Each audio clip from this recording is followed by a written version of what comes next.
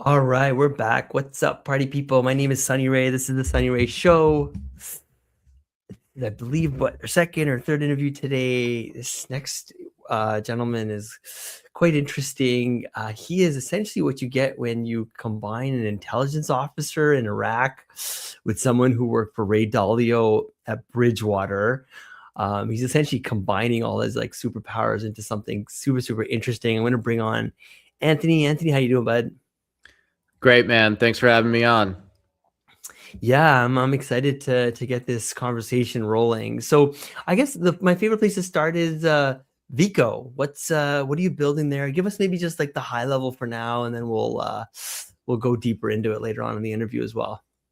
Yeah, look, we wanted to build something that would forecast what's going to happen in the future. Like, who wouldn't want that, obviously? Like a good tech founder wanted to do science fiction and realized that we could forecast the future better than people. And so we built an AI and data science system that does that. It provides the probability of a future event, political, economic, geopolitical, and the explanation behind it. But really, what's special about it is we've tailored a suite of tools around it to help make decisions based on what the probable future event will be. So that decision might be, how do you trade a stock? Or it might be like my old world, what do you do in a military or national security situation?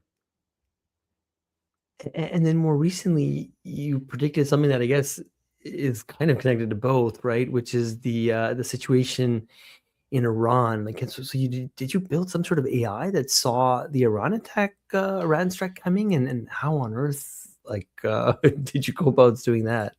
Exactly. We built the system. We launched it in January, and we launched it both on our site and publicly. But we also launched on the Bloomberg Terminal because we service a lot of companies in the financial services world, and we were tracking whether the U.S. would strike Iran, whether Israel would strike Iran, whether the Strait of Hormuz would be closed, and we called all of those things. And not only did we called it days, even weeks before other people were calling it, including Polymarket and Kalshi and prediction markets like that.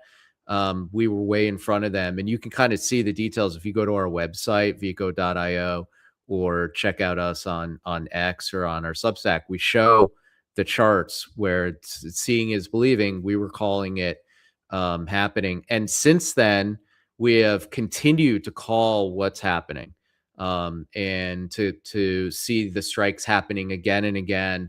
Israel striking, the U.S. striking, the strait being closed again. The model has been really sharp on this, and you're right. It's both a geopolitical thing. It's like kind of my old world in national security, but it's super important for people in finance and the economy in general because it affects gas prices and oil prices and all those things. Of course. That is absolutely wild. And is it similar, like what we're seeing with this LLM kind of revolution? Are you using deep tech? Are you using similar types of technologies, or is it something completely different? It's both, right? We're using LLMs. You've got to use LLMs to do any form of tech at this point. They're so powerful, they can do so much. But LLMs alone are not that great at forecasting the future. And the problem is around that they're not as deterministic as you need them to be. And they can get kind of caught up in what their sources are and so forth. So we built a system that combines the best of what LLMs do with the best from mathematics and data science and modeling and simulation. And that's what our stack is. And that's sort of what's unique about our team is that we have AI guys, just straight up LLM AI guys, and mod sim guys and data science guys. We combined all those technologies together to do what we do. Yeah, that's really cool. So just to kind of like I guess slow things down a bit and go a little bit deeper. One of my favorite things to explore is like why people do what they do and why they're building it, right? So you started in tech right around 1999, right? Kind of like the peak dot-com mania. Like what were you building back then, and what did that first ride teach you before I guess everything else happened? Yeah, I mean, the first one out the door, I was at a company called Linkshare. We were doing affiliate marketing. This is like old school tech industry, right? Like this is when e-commerce was just starting. And I literally read a book called Introduction to E-commerce. And like, that's partially how I got the job. Like it was so new back then, but it was like a great introduction to what was going to happen. But to answer your question, like, look, I think what's great about technology is that it can make people's lives better. It can do things to help you. And I've always been fascinated with this idea that technology could be used in internet technology and apps and ultimately AI to help understand the world better and to help people make decisions. Like I've just always sort of seen that. And that's kind of been a through line in my life, even when I was an intelligence officer or when I was at Bridgewater. That's what these places are about, right? Intelligence officers, CIA, DIA, NSA, these agencies, what they're doing is they're taking information and they're trying to use it to help make better decisions. And they feed that to a president. Bridgewater's the same, or any hedge fund. You're trying to take information and use that to make a decision about whether to buy, sell, trade, hold something, right? And I realized when AI happened that this was the ultimate technology to do that. I mean, obviously AI has been around forever, since like the 50s and 60s, but this newest crop of LLM technologies would kind of take this to fruition, that you could process information and help people make decisions in a new way. And that's what attracted me. That's why I left my job. I was sitting pretty at a private equity fund and doing, kind of in the end run in life. And I was like, you know what, I don't want to be comfortable. I want to go out and use this powerful technology and make something special that does this thing that I'm fascinated with doing. Right. And then, after like kind of all that, you did something almost, I guess, nobody in tech does, right? You became, like you said, an intelligence officer and served in Iraq, Asia, and Africa. Can you like what pulled you from startups into the intelligence world? Well, the kind of proximate cause, right, was 9/11. And like a lot of guys in my generation, 9/11 happened and I wanted to serve to protect the nation, and I was worried about what happened, and I signed up. But the bigger picture, reasoning was that I again was just always fascinated with this world, and I don't know, wanted to be a spy at some level. Like, and like a lot of people didn't even think it was a possible career. Like it seems so unreal. It's kind of like, you know, being a spy or being an archaeologist or, being an astronaut. You're like these don't seem like real careers, but they are. And if you're interested in them, you can go do them. And that's what's so cool about it. And you can, you get to do cool and amazing stuff and you feel really good about what you're doing. And, like me, you get to tell stories about it for the next 20, 30 years of your life. So it's a great job to have. In fact, I was going to ask you. So, what does an intelligence officer in Iraq actually do day to day? I mean, to the extent that you can, share. And what did the field teach you about, decision making that I guess no classroom could? Yeah. Well, intelligence there's a whole world there, but so there are lots of different jobs. And, ultimately what these people in these agencies do is they collect information that might be from a satellite, or that might be from going and asking people questions, and then analyze it and disseminate it and kind of help people make decisions. That's kind of, we call that the intelligence cycle. And what I did specifically, I was a case officer. And so my job was to go out and find people who had information that would be helpful. In that case, like in Iraq, it's maybe finding someone who knows where the insurgents are, or can help provide information about stabilizing the government, and then recruit them, and to give me information, and then I handle them. They go out and they spy. They collect information, bring it back to me. I write it down. Little secret about intelligence, it looks so cool in the movies, but like 80% of your time is spent in that writing down part.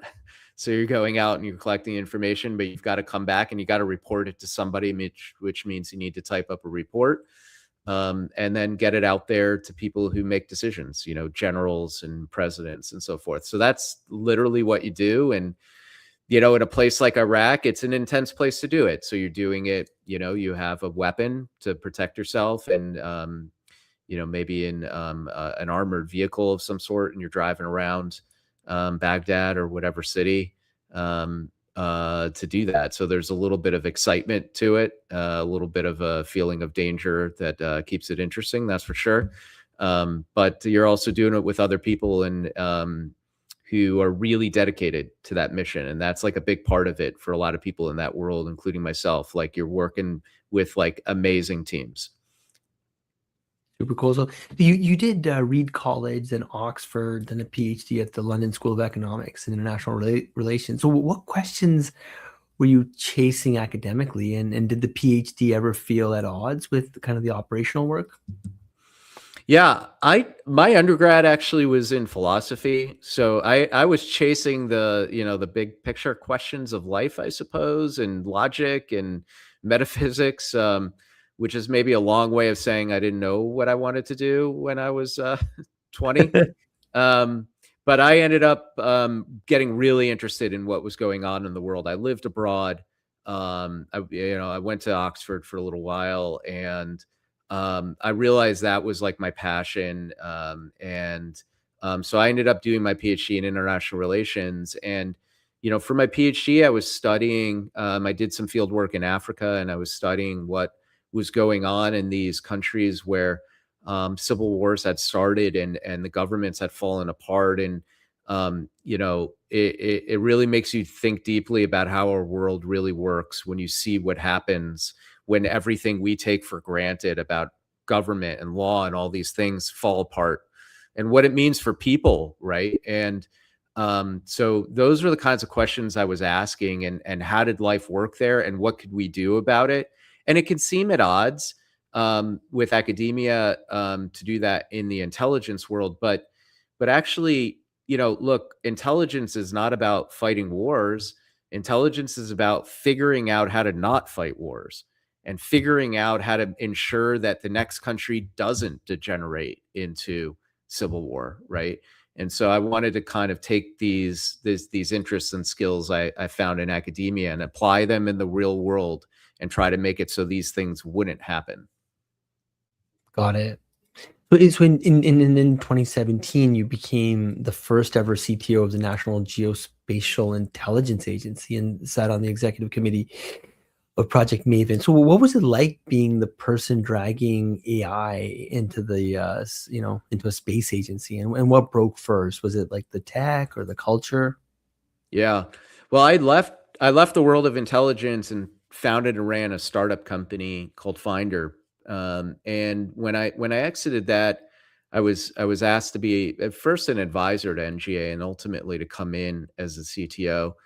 And the director at the time realized that technology and data was outpacing what these agencies could do with people. And he was pretty early to realize this. This is 10 years ago and even longer. And he wanted somebody who knew intelligence, but also knew tech and startups. And I was like 38, 39 at the time. I was really young to be in such a big role, but he knew he needed that, right? He needed this injection of like, how do we think like startup people in an agency, which is really forward leaning. Robert Cardillo was the director then. He's still a good friend. Um, and so we tackled that problem. Like, how do we bring AI in? How do we bring commercial data into these agencies that are so closed off, right? And so slow to change, and for good reason. An intelligence agency has to take its job really seriously. If it goes wrong, if the technology breaks, people can literally die. So it's really important that you do this right. But it's also a competitive world, and they had to be, they did have to move towards AI, and still do, frankly. So that was the mission that I came back in to do and to tackle. And, to answer your question, it seems like when you're doing a mission like that, it's going to be the technology is the problem. but I think you alluded to this. It's really people and culture are the real issue that you have to deal with, right? And training people, recruiting the right people, building trust between people and technology, which is so relevant today, by the way, and figuring out how to incorporate AI into workflows, right? Like there are these workflows that have been built up over decades in these agencies. And now all of a sudden there's this new technology. At that time, it was computer vision that could do some of what people did, like object recognition and change detection. How do you incorporate that into a workflow? How do you trust it? How do you rate it? How does an analyst use it? It was all of that that was the really hard part. And again, like even more relevant today as this is the, you know, LLMs and these new AI technologies are sort of taking over the economy. So then from government, you jump to Bridgewater's core management team. Ray Dalio famously records every meeting. And by the way, I've read his book, big fan of his work. What did radical transparency at that scale actually feel like from the inside? It's interesting. It's an interesting place. And I went there, like a lot of people, I was fascinated by what he was doing. And I was like, this is a social experiment. And I wanted to see if it could work. And, you know, a couple of takeaways. Like one thing Ray did really well. He kind of gave a language to how to work with people towards a goal. And like radical transparency is something that exists in lots of organizations, or that at least they strive for it. But Ray gave a name to it and then made it part of the workday. So when you're literally just in a meeting, you're doing this now consciously. And I think that's what's new. Like you can have culture in lots of organizations, but there it's like very explicit and part of the day to day. And that was interesting. And I learned a lot from watching that happen. And I've taken some of it away even into my life and my company since then.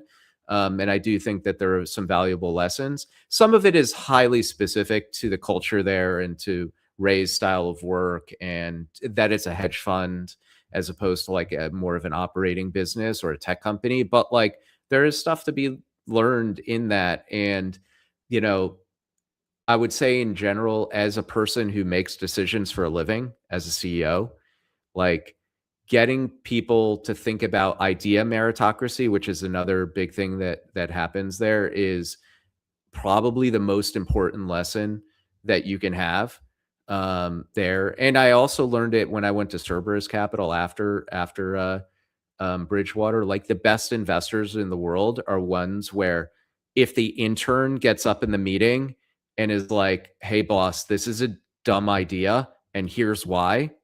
And there are two kinds of people. There's people who hear that intern and tell them to shut up, and people who listen and say, okay, tell me what you got. And because sometimes they have a great idea, and being able to do that is so much harder than it sounds, and training yourself to do it. And Ray was truly great at it. And Bridgewater really prized that. And I prize it now as a CEO in my own company. How did he do that? Like I've read all about the methods and of like how I guess you'd have like ways to input your decisions in real time during meetings and things like that. But like what I guess I mean, how do you do that, right? Because that means you have to put your ego aside, Yeah. your status and all these other things that most companies are really just all about. Exactly. Like literally you are in a sense rated on doing that. And so if somebody brings something up and you're closed off to it, people will call you out and be like, why are you not listening? Interesting. Like you should. Now, it goes both ways, by the way. So the other person who's suggesting the idea has to have a good idea. And if they're just, some people just say things so they could say something in a meeting, that's called out too, right? It's like, you can't do that, right? So you have to be kept honest both directions. But yeah, you're literally called out and it's like, hey, why didn't you do that? And for people coming in there mid-career like I was, that can be Mhm. hard. Like Yeah. you've spent your whole life getting to this kind of senior place and feel like you know what you're doing and talking about, and all of a sudden you're being told like, hey, you're not listening to the intern enough. it can be hard, and you have to learn to overcome ego to do that. And that comes from habit. I think you have to do it a lot and hear it a lot, and that's what they do there. Yeah. So then at Cerberus, you invested in tech, aerospace, national security, and supply chains as a kind of a managing director there. So how did sitting on the money side change how you saw the technology you used to build and buy? Yeah, you start to think more strategically about technology. When you're an entrepreneur, you're in your business, you think about one thing, like today I'm running my business. I'm just so focused on it. It's like you have tunnel vision. But when you're an investor, what I really loved about it is you could think broadly. You're looking at a whole industry level. You're looking at multiple industries. How do these things fit together? It's just a very different perspective. And then you're thinking about not like necessarily the day-to-day operations of the business, but big picture. What are the goals? What do they have to achieve? Who are the right people to be running it? It's like a very different perspective. It's like almost like a top-down, looking down perspective on a company versus when you're in the company, you're just like tunnel vision looking forward. It's a very different lifestyle. I sort of like doing both of it, both sides of it. But I'll tell you, when you're in there and when you're a natural, I'm like a natural entrepreneur. I just always am thinking about companies I want to start and things I want to do. You start to get jealous after a while, and you're living vicariously through these companies you've invested in. And you're like, man, I want to be back out there, in the arena, making this company. And eventually I hit that point where I was like, I'm going to go back and do it.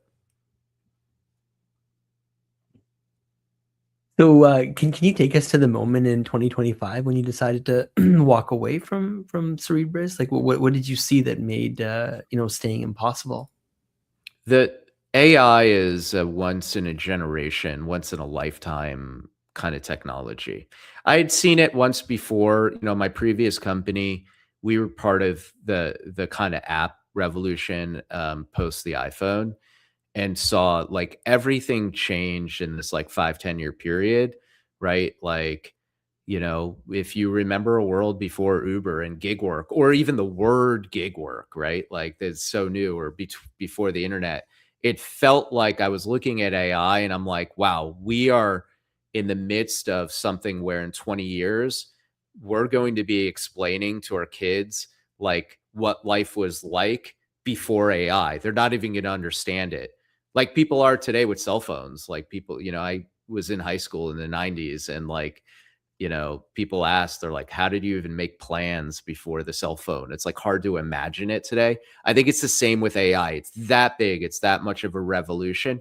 And when you see that happening, you're like, I got to be part of this. And you get, and then it's about, what is the idea? Like okay, I see that there's this big society level, technology level change. What is the idea? And that's the hardest part. And that took months and months to develop and figure out. But once my co-founder and I had that idea, we are like, let's do it. We got to just go all in and quit our jobs and do it. And that's what I did. You told me something fascinating when we first spoke that, VICO actually started as like a hedge fund idea, right? So you were going to trade event risk for yourself. And then can you walk us through the pivot from like trading the forecast to selling the forecast, Yeah, or we the were foresight rather? Yeah. We were initially, my co-founder had briefly worked at a hedge fund at Citadel, and then he went into the tech industry, Google and Meta and so forth. But so we both kind of knew the industry a little, and we were looking at the world and realizing how complex things were getting, and how politics and geopolitics was mattering more and more. Think of Liberation Day tariffs or the war in Iran. Like these things affect markets more than anything. And we're like putting two and two together, and we're like, well, there's this AI technology now where we could forecast these events, and these events affect markets. So why don't we forecast the events and then trade off of it, right? Like it was that simple of a logic. And we're like, let's make a hedge fund and do it. And then so we started building the tech to do that, to forecast these events, and we're like, wow, this is way more powerful than just a hedge fund. And it's almost like selfish in a way to think about it as so small as just let's make a hedge fund. We're like, we should try to make the best forecasting tool that we can to help all sorts of decision making and to go really big on this. And so that was where the pivot was. We're like, it's almost too small to think of this as just a hedge fund play. This is much bigger than that. And we should go big and build that seed that could become like the next truly great company. And that's what we want to build, but also that has some social good to it beyond just making money in a hedge fund. Like that was also part of it. And it's always been part of it in my life, is like, I want to be a good part of society and provide some social good and help people in some level. And like basic technology can do that. And we still think of the tool that way. I mean, we're not doing this today, but there is a tomorrow version of this company where, look, I would love people to use forecast for their own decisions. Like you don't need to be a billionaire hedge fund manager to need to make a better decision and know what's going to happen in the future. Maybe you're trying to figure out where to go to college or when should you buy a house. Like these are big life decisions. And like there are tools like ours that can help you do that. Like, so I want to sort of be able to think that broadly about what technology does and the social good of it. And so that was the shift. And that's where we pivoted the company. Wait, so how on earth does this help you figure out what college you should go to? So like, like, Yeah. I mean, like, and versus, let's say me obviously asking like ChatGPT or something. I'll give you like a little preview of tech that we haven't launched yet, but we started with forecasts, like what will happen, right? Like and now imagine it for college. Like what would happen if I went to this university versus this university, right? And wait, hold on. And then there's also this other option, which is people like Elon saying in 3 years university won't exist, right? So like, I mean, is it going to help me weigh out will all there these be a options? university? Will there be Yes. university? That's something I'm struggling with for my, soon to be teenagers. So we've built some tools and we're going to be launching them soon where it literally walks you through that. And it's like, if I made this decision, what are the things that would happen? And imagine the like multiverse of scenarios that arise from that. Right. And now you can now look at it when it's in front of you. You start to think really differently. It's no longer abstract. It's down on paper. Like, oh, I see. Okay, this might happen and that might happen. And in our system, by the way, you can disagree. You can be like, I don't think that'll happen. I think actually this will happen. So you can modify it, but it's going to lay out that path for you. And then you can compare it to another path, right? And start to like take these decisions that can seem so abstract and in your head, lay them out and do it in a rigorous way and make explicit comparisons. So you're doing what a strategist does in the military or what a McKinsey or consulting company will do for a Fortune 100 company. But now you're doing it for your own personal decision. For your lemonade that's what's stand. Powerful. You know? Yeah. I got my kids working on a lemonade stand empire last week. They went out set up by the baseball diamond, and within 40 minutes they were shut down by the local dude that was selling, his licensed kind of store or whatever. He came by, he's like, yeah, you guys need a license for that, and shut down a bunch of 8-year-olds and 11-year-olds. No way. But I wonder if your system could have forecasted that one. Who knows? So I was gonna say, a lot of founders assumed that large language models could just do forecasting out of the box, right? You found out fast that they generate like plausible language, not testable probabilities. What was the technical breakthrough that made real forecasting work? We rode off of some fascinating academic work when we first started. So there was this program in IARPA, which is like DARPA for the intelligence community. This is like the deep R&D stuff in the intelligence agency. And they ran this program to try to make people better at forecasting through, different ways that they could approach this. And one of the competitors in that, this guy, Philip Tetlock, who's a professor at University of Pennsylvania, put together a team and came up with a great solution for this. And he wrote a book, which is a fascinating book for anybody interested in the stuff to read, called Super Forecasters, where he lays out, hey, here are the ways that a person can be made to be better at forecasting. It's literally like processes you can do and ways that you can think about forecasting. Well, we took that and tried to instantiate that in AI and code. And that's where we started. That was the nugget where we can now start to do this rigorously. And this was sort of before the agentic kind of move in AI, but we were essentially using an agentic approach because we had kind of broken out the different facets of how you do this. And we did that. And then since then, we've just been improving all the steps. And now we do like much, much more. Like we have a whole deep stack of technology to do this. But that initial nugget was where we started. And then you guys score yourself with the Briar scores and essentially publish when you're wrong. Most founders hide their misses. So why build the company around a metric that, can embarrass you? Yeah, well, look, when you tell somebody you can predict the future, they're like, okay, well, prove it to me, right? Like that's the first thing that anybody asks. So you've got to do this as a business. And there is this history of using this Briar score, which is, just a name for a statistical measurement of accuracy. It's a way to score yourself. How well do you do? It's not only did you make the call, but how confident in the call were you? You say it's a 90% chance or a 55% chance, right? And that was a good way for us to just get out there, measure it. But also fundamentally, like people feel like, oh, well, you could just be rigging that score. So we're like, okay, well, we're just going to publish our results. And so we put out this newsletter. We're on Substack right now, and it's Future Monitor is the name of the newsletter on Substack, or you can go to our website and check it out. And we make the calls public and we just tell you, and you can measure how we're doing on that. You could just run it through Claude or OpenAI, have it run a Briar score for you. And you'll see even on that, our Briar score, if you run our newsletters on resolved events, we're about 0.135, which is pretty good. That's like, that's better than most people, better than most prediction markets. So we stand by it and we show people. And then we're also on the Bloomberg Terminal where we show forecasts over time. We've got 160 forecasts up there, plus indexes. So you can see how we're doing. And then if you use the system, if you come in to vico.io and you sign up, you can make your own forecasts. You can forecast anything you want.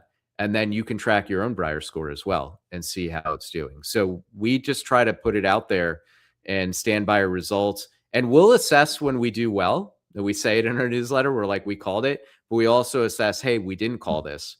And we'll try to, figure out why, like what went wrong. And that's how we improve our model. That's super interesting. I've always felt like that Twitter should work off of that kind of model where if I predicted Bitcoin when it was $1 or something, and I was willing to put my like public kind of, reputation behind it, that should weigh for something. Or if I called, whatever it might be, right? But anyway, so that's so fascinating. Your system had the Iran strike probability climbing from the mid 50s to nearly 79%, right? 10 days before markets repriced. So like reading what the carrier deployments and failed talks in real time, like can you take us inside that call? Like what was the machine seeing that humans were not? Yeah. Well, we called it 10 days before the strikes and then a month before markets repriced. It actually took about a month for the oil markets to get where they were going. So we were way ahead of markets and ahead of the event. The thing that the model does really well and what went really well there is that as a person, when you're trying to like forecast events, you can get so caught up in the noise. There's news happening and different channels have different views and there's so much information. It can be really hard to measure it and see beyond that noise into like, what are the factual things happening in the world? The model, the VICO model, is great. It doesn't care. It doesn't care about the noise. It doesn't care about rhetoric.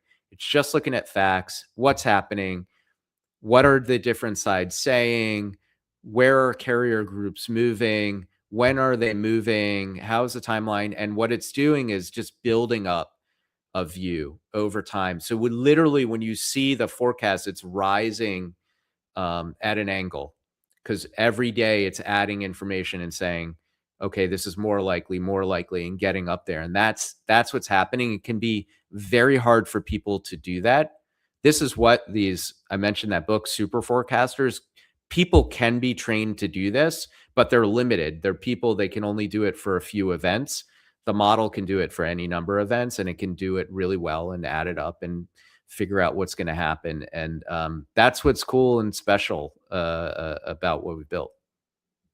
And you've said that prediction markets need a betting pool stood up, right? They need volume and are essentially vulnerable to insider trading, while VICO answers any question on demand. Is this the end of the prediction market era, or do they still have a role?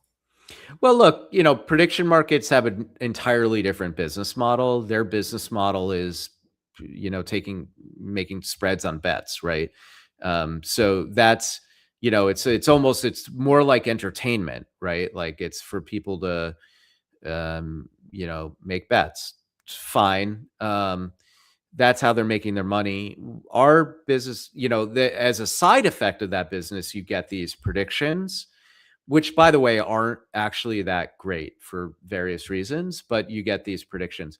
We are a company that makes predictions, and we get paid to make predictions. And I don't assume that most of the big prediction markets are going to try in any real way to make money that way, right? Because they need to focus on their core business. So I don't think we're competitive. It's just a different business model. So your book argues that intelligence is being democratized, that individuals can now do what agencies once did. Was writing the fourth intelligence revolution the thing that convinced you to build VICO, or was VICO the proof the book needed? Everything was intertwined. I have just been thinking about information and decision making and what AI was going to do to that for years. And the book was, a way to process how that would affect the intelligence world, and democratize intelligence, and what AI would do.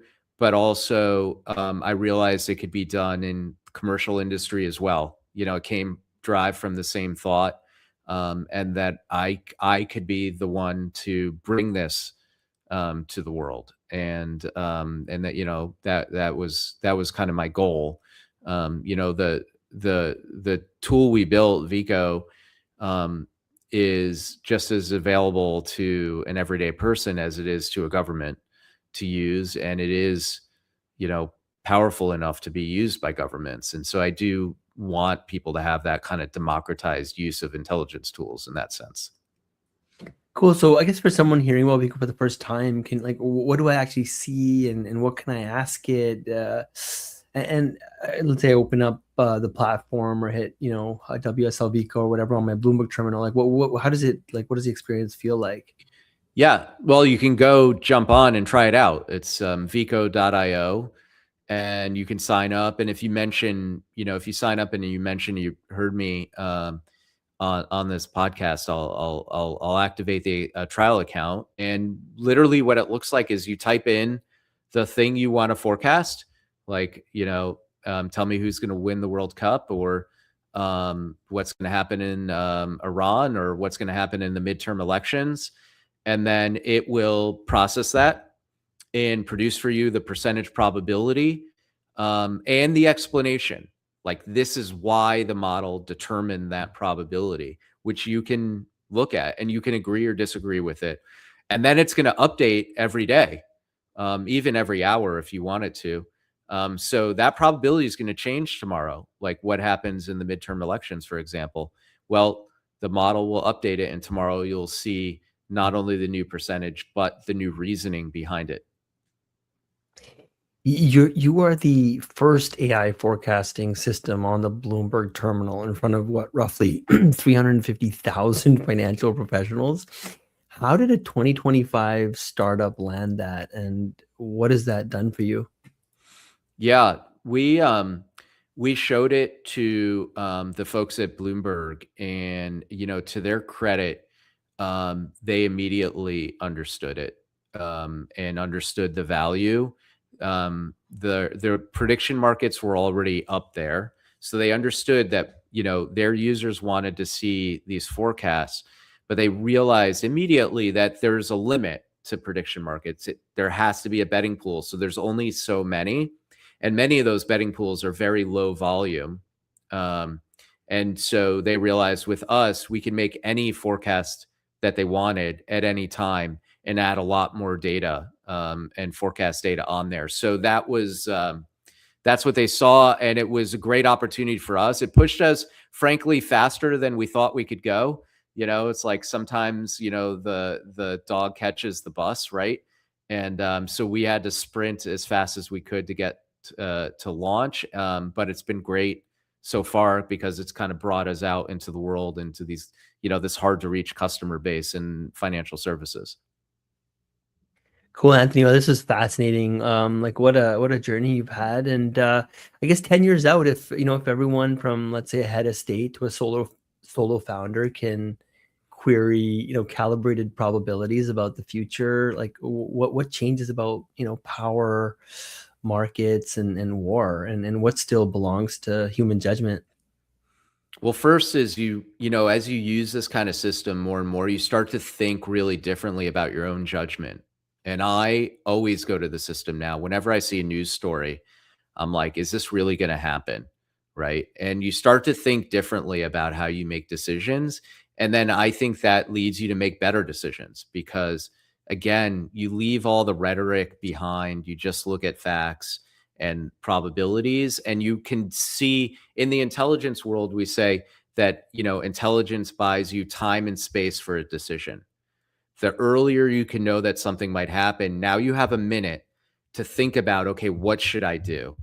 Right. And so that's what we're providing with a forecast. Give you a minute to figure out what to do to make that right decision. So as more and more people use it, I actually think it will remove a lot of risk and will make people make better decisions and less, miscalculations and so forth. And that's like just a net benefit for everybody involved, right? Like we're going to minimize the blunders in the world, hopefully. And Anthony, last question. So can my 11-year-old use this to figure out her career path, or I mean her university path at least, or is it a bit too early for that one? When our new tool comes out, yes. But Cool, yeah, cool. your 11-year-old can absolutely. I have an 11-year-old as well, by the way. Nice. And I show it to him all the time. It is something. It is meant for literally a kid can use it, and I think That's these awesome. kids are going to use tools like this in the future. I think they're going to look at us and be like, "Wait, you were making decisions just like out of your head? Like you didn't have anyone like Yeah. helping you?" Yeah. So that's how they're going to look at it. Awesome, Anthony. Really enjoyed this one. Thank you so much. Where do people learn more about the company, also about yourself, and then we can land the plane from there? Well, check out the company at vico.io, vico.io, and sign up. Our Substacks at Future Monitor on Substack platform. And then you can check me out at anthonyvinci.com and, learn more about the book and what else I'm up to. Awesome. All right, cool. With that, Anthony, hang back for 30 seconds. I'm going to bring this stream to an end.